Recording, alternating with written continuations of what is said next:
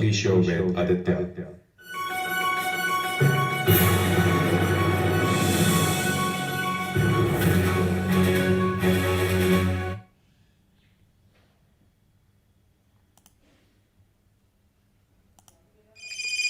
This is Saurabh, and you're listening to my favorite talk show, The Weekly Show with Aditya.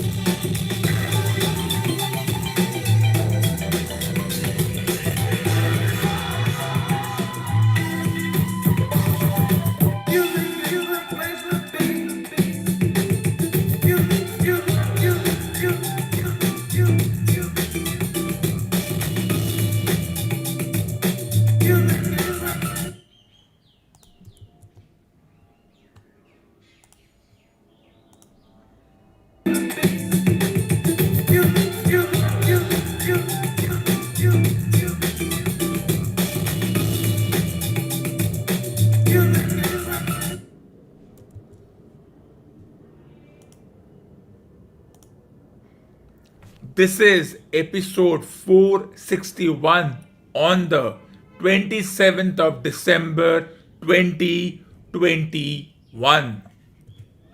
70,000 people watching a match in Australia and zero in South Africa. That is the kind of difference that is there due to this imaginary situation that has cropped up once again. Everyone is afraid, and the India South Africa Ashes is being played behind closed doors.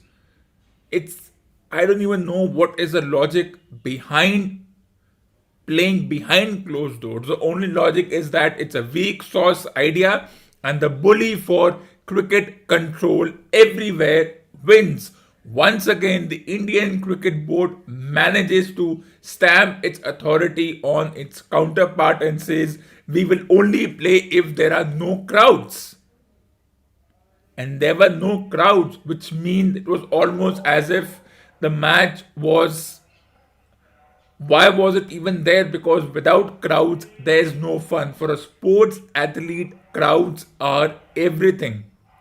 And playing to an empty stadium, it has a kind of a negative effect because unless there's hooting and shouting and cheering, and that too organic and natural, not computer generated, it doesn't get the athlete going. It almost feels as if they're just doing it for an obligation that yes, they have to play against the team because the two governing bodies have reached a business decision, and that's what it was. Because no crowds, no gate money, and it will impact the financial part of the host body. But then the Indian Cricket Board always has its own way. They have been bullies since ever we started putting them on the pedestal that they are the richest governing body, which I think is a distinction too far. What defines riches? They might be rich in terms of money, but being rich in terms of being proactive and being having some creative ideas, I don't think they are rich at all. And the Indian 20 over domestic competition, it's not rich because on one hand you have the 20 over domestic competition for which over 100 companies want to be sponsors, 10 different organizations are sponsoring one team, and then you have over 80 sponsors with 8 to 10 teams. On the other hand, you have the 50 over tournament, which doesn't even get that kind of backing. No one wants to sponsor it. It's almost as if tournaments like Vijay Hazare are being played and no one even knows they are being played. No one is interested. It's just because they have to fulfill the calendar obligations and because the players who are injured who are coming back from injury, who have to play and have to prove themselves in this particular domain that yes, they are fit and they have played competitive cricket, though no one even looks at it, no one talks about it. The commentators don't talk about it. For the broadcasters, they have to broadcast it because it's part of the contractual obligations, and that's the difference, and that's the uncreative side. But talking about the uncreative side, the relentless campaigning against a certain player continued. The target of a certain player, for a while it was okay that yes, the player did not contribute, did not make runs, and was not making those hundreds and whatever we expect certain players to do. But everyone wanted this player not to be selected. They wanted others who were more skilled or younger. Though I don't know what at 33, how do you become old? I don't know. At 33, you barely start your career. So, how at 33 are you old? I don't know. What defines age in sports has been baffling to me and still kind of puts me in a bind, but that's the way sport is. So when he was selected, when the coach and the captain and the team management and other stakeholders involved said that he will be in the playing 11, since there is no concept of substitutes, so there are no rolling substitutes, he'll be in the concrete 11. It was like a low blow to all the tyrants who wanted his career to end. Players who didn't even have any kind of career set. Why is he in the team? It's a shock. It's a bad decision. This, that. That debate continued. But the captain and the coach have a certain thought process, and everyone talks about the good boy image of the coach and the bad boy image of the captain. I don't even know where it comes from. We presume that the current coach, because he was like a nice guy, he didn't behave aggressively on the field, doesn't mean that you're not aggressive. Just because you jump doesn't mean that you're aggressive or you're in your face. That's subjective. I'm also in your face, but I know when to be in your face. It's being smart. So I don't think there is coaches come and go, captains come and go, players come and go. They're like musical chairs, revolving doors. It's a 2 year contract, and the only contract and the only reason and the only and he will be judged on the number of championship the team wins. So if India doesn't win the 20 over and the 50 over championship by the end of 2023, no matter how much loved the current coach is, everyone will say he couldn't do it. The team didn't have it. The team lacked something. Of course, everyone lacks something if you don't win. Our obsession with winning has reached a toxic level, but it's more toxic than the pseudo pollution and the pseudo virus discussion we have. But that's the nature of sports, that's the nature of experts. And then once again, if the Rahane selection wasn't good enough, everyone said the current South Africa team doesn't have the pedigree. They don't have people like De Villiers and Duplessis and Amla and Smith and Steyn and Mokel and Philander. They're not good enough. Well, those players did their job. They played for over 10 to 12 years. They did their job. They earned the money. They have retired. They have moved on. They are masquerading as experts, or they're sitting at home enjoying themselves, knowing that they will be getting a post retirement job, which for a sports person is either in the administration of a governing body, or as a coach of the team, or as a commentator, or you would just get about anything, or you come as experts for a TV channel and you earn more than you earned in your 17, 18 years of career, because all you have to say is yes, the team did well, the team did not do well. You can just pick some month from the obscurity and say, look at it, he's an expert. What defines an expert? I don't know, but that's me. So I think that's another baloney, that the current team, which has people like Rabada and Ngidi and Marco Jensen and Vian Mulder, they are a very good team. Just give them time. I'm sure when Smith and Amla and Stain and these people whom we are so obsessed about that without them the team is useless or the team won't go ahead. They also took time. It wasn't as if the moment they came, everyone was wow, wow, wow, wow. They took time. So I still think the current team, it's about the selectors. The selectors gave 17 years to the likes of De Villiers and Amla and Stain. Why not give 10, 12 years to the current lot? They are still young. They still have the talent. You don't come in the team if you don't have the talent. And then I think this tournament is 50-50. Despite India being 273 for 3, which ended yesterday, I still think this tournament is 50-50. And no way will I say that India is winning this tournament hands down. That's not going to happen. That is not going to happen at all. That's just an excuse. I still think it's a 50-50 tournament, and the current ones calling the current lot, nobody's at themselves minions. Who is calling that the current ones don't have the pedigree or they lack indiscipline? I think it's the experts who lack indiscipline and they have become impatient because if this was a team which came 10th, if this was the other way around, if it was Stain making his debut or playing at the age of 25, people would have said he's a great bowler, he'll do it. I'm sure when Dale Steyn came, no one took him seriously. He played for 17 years or through his injuries, 12, 13 years. Only then everyone started saying, okay, he's a great bowler. Because it's just a matter of subjectivity who is great and who we think doesn't have the pedigree. And this discussion around all this is absolute hogwash and absolute baloney. And that is why it's a universal truth that the contemporary Indian sports, print, electronic, and digital journalists and journalists all over in general are hypocrites and insensitive because they wouldn't dare say this against if certain players were in the team. Okay, they did well, but give time. We don't know what's going to happen. It's a 50-50 situation. Anyone can win.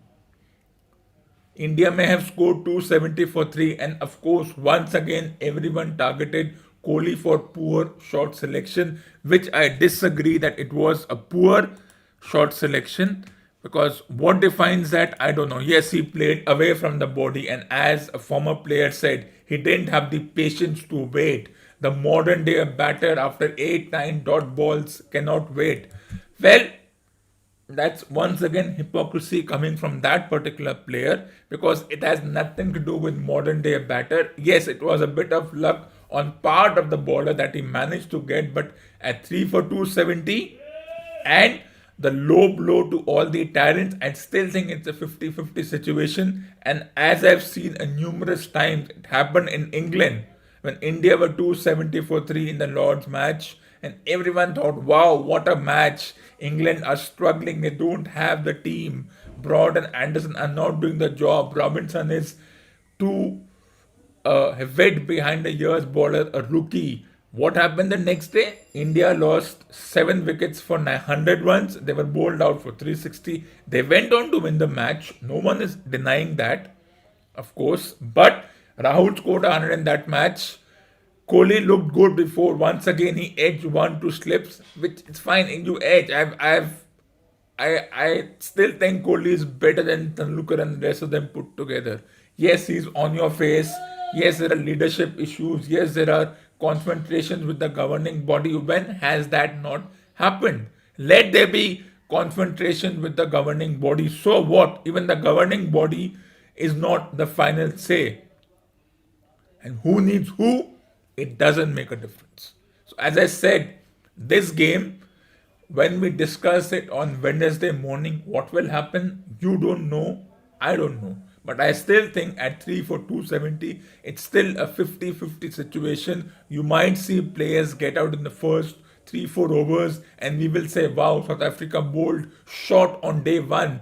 But they changed their line and length on day 2 and they bowled better. This has happened millions of times, not for the first time, not for the last time. And the sport is such that if a team is in a good position on a certain day or in a certain situation the other team has come to play, they're not going to lie down. And it's fine if teams don't score 500. 500 is not fun. 500, 600, I think, is no longer fun. I never liked teams scoring 500. So I still think it's a 50-50 situation. You still have Pant and the two all-rounders in Ashwin and Thakur along with the three fast bowlers. So you still have three very good batters. And as far as going with five bowlers, I think it's a good decision. Four bowlers and one spinner is a very good decision.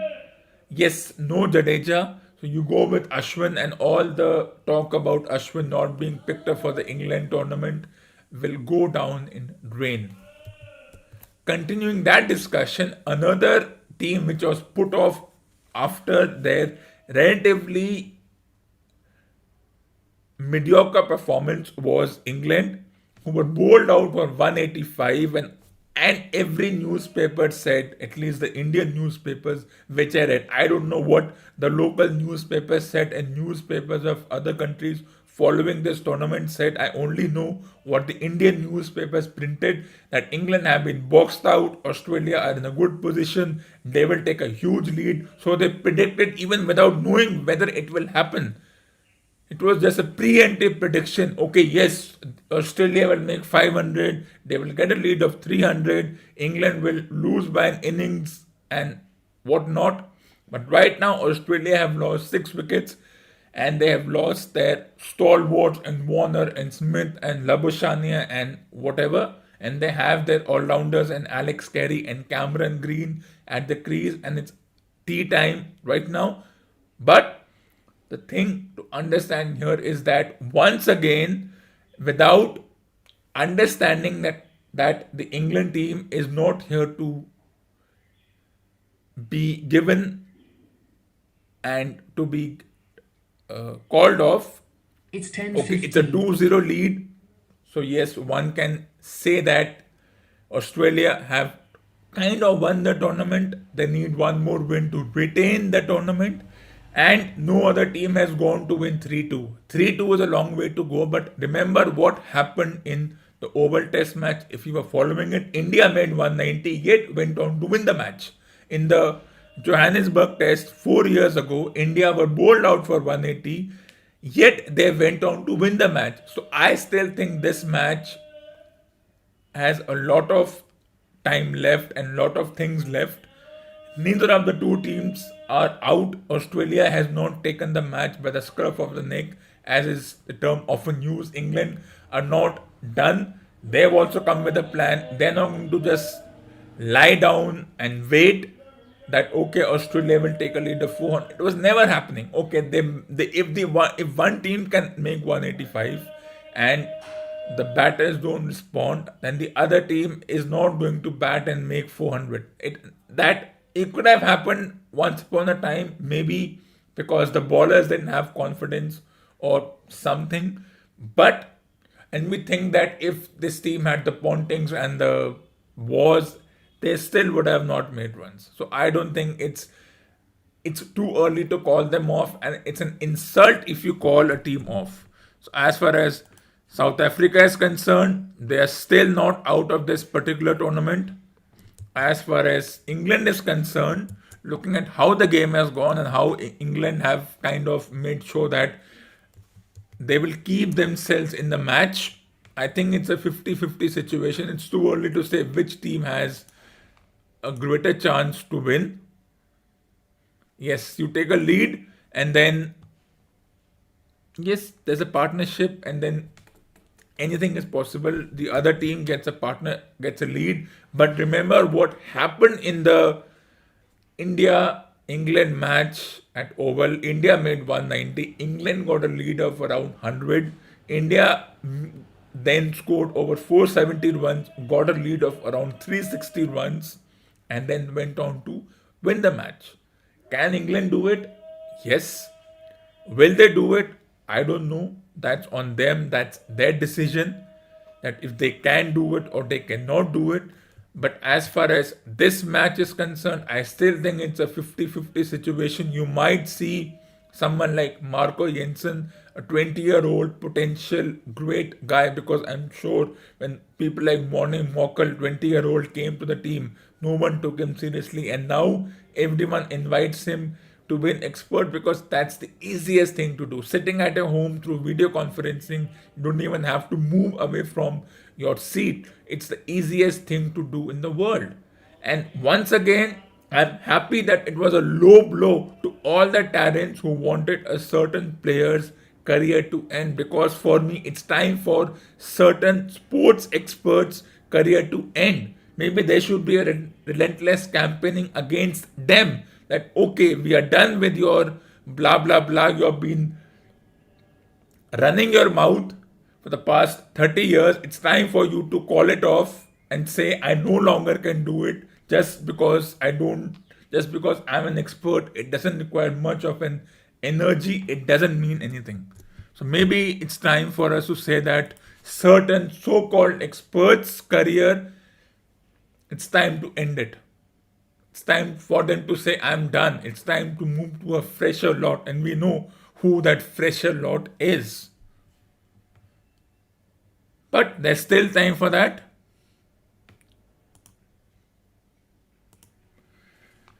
So, as far as these two games are concerned, I still think it's a 50-50 story.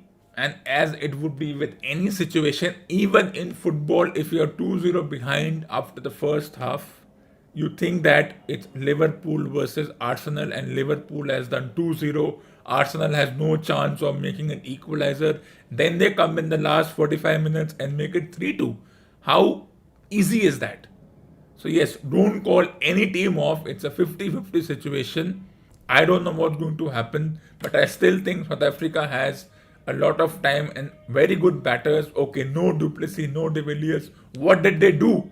De Villiers since 2018 became the most selfish player. He had his arguments with the coach and the management, just like you have, and everyone started questioning, should he be there, should he not be there, what will happen. He kind of put the entire South African administration in a pickle. They didn't know whether he was playing.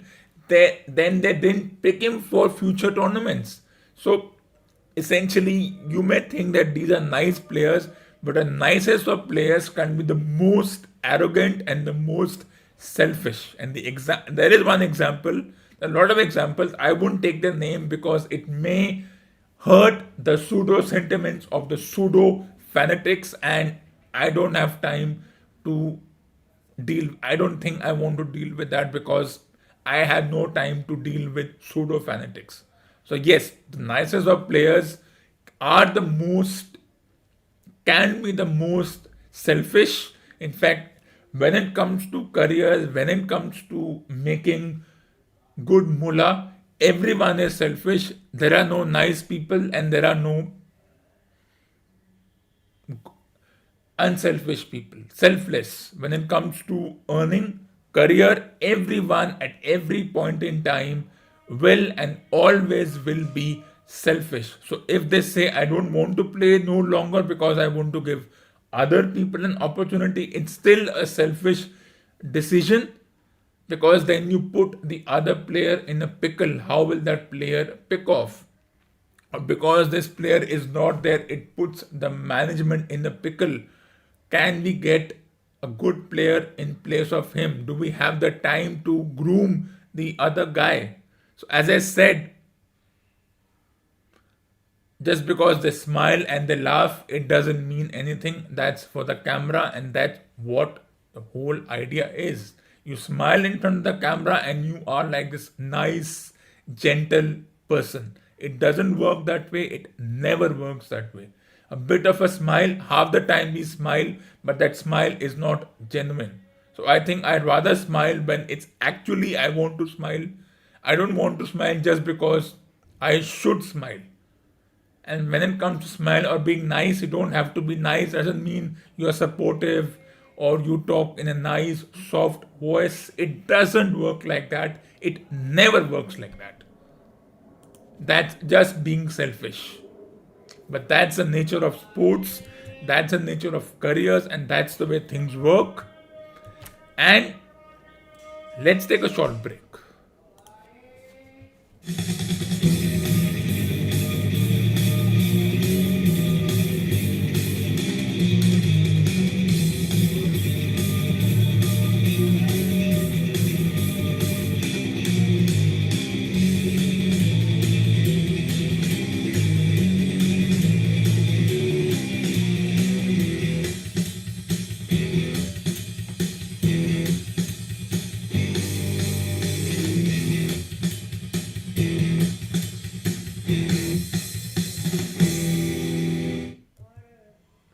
So this ends episode number 461 on the 27th of December 2021. Stay tuned for the next episode. For more awesome content, tune in to the next episode of the Weekly Show.